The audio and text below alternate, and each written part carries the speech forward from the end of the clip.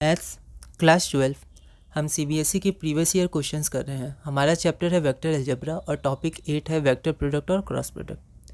Question 88, show that the points A B C with position vectors this and this respectively are the vertices of a right angle triangle, hence find the area of the triangle. तो यहाँ पर ए का position vector ये दिया हुआ है, B का ये दिया हुआ है और सी का ये दिया हुआ है। तो हमें ये बताना है कि ये जो पॉइंट्स हैं ए बी सी ये वर्टिसेस हैं राइट एंगल ट्रायंगल के, और फिर उसका एरिया निकालना है।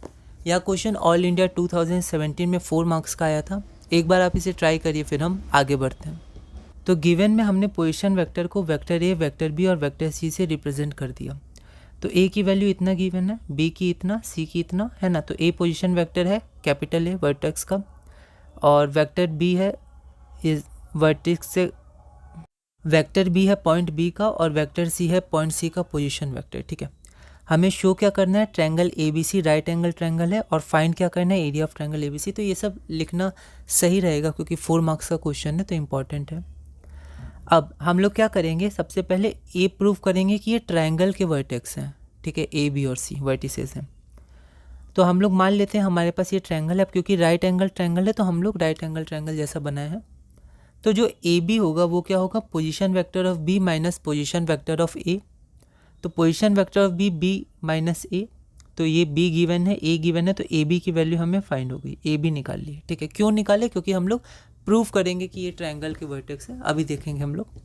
सिमिलरली हमने बी सी निकाल लिया, तो ये देखिए आप, ये ए सी हो गया, ये आपका बी सी हो गया, और ए बी।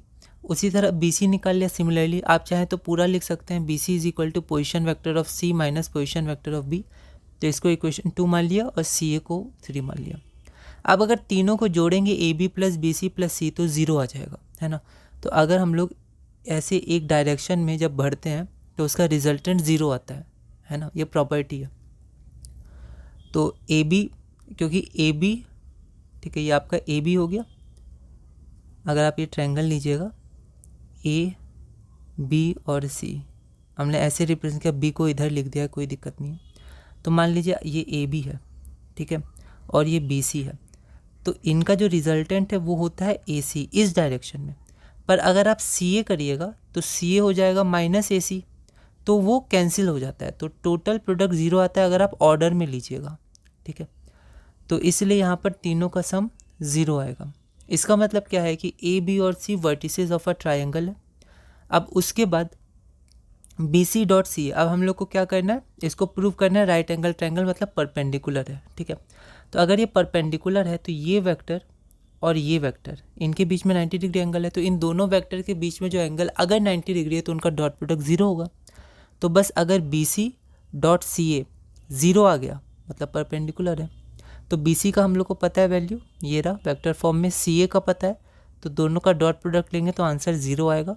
इसका अर्थ क्या है कि B C perpendicular to C A, therefore angle C is equal to π/2 और 90 degree, therefore triangle A B C is the right angle triangle. तो ये प्रूव कर दिया। अब एरिया निकालना है।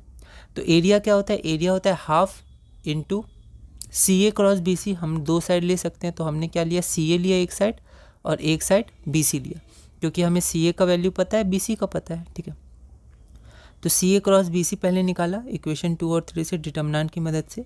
फिर area of triangle A B C क्या हो जाएगा, half into C A cross B C का मॉड। तो मॉड से पहले हम लोग को पूरा वेक्टर चाहिए था, इसलिए पहले पूरा वेक्टर निकाला, उसके बाद उसका मॉड्यूलस लिया और आगे बढ़ा। ठीक है, तो इसका आंसर है 1/2√210 स्क्वायर यूनिट्स, क्योंकि एरिया।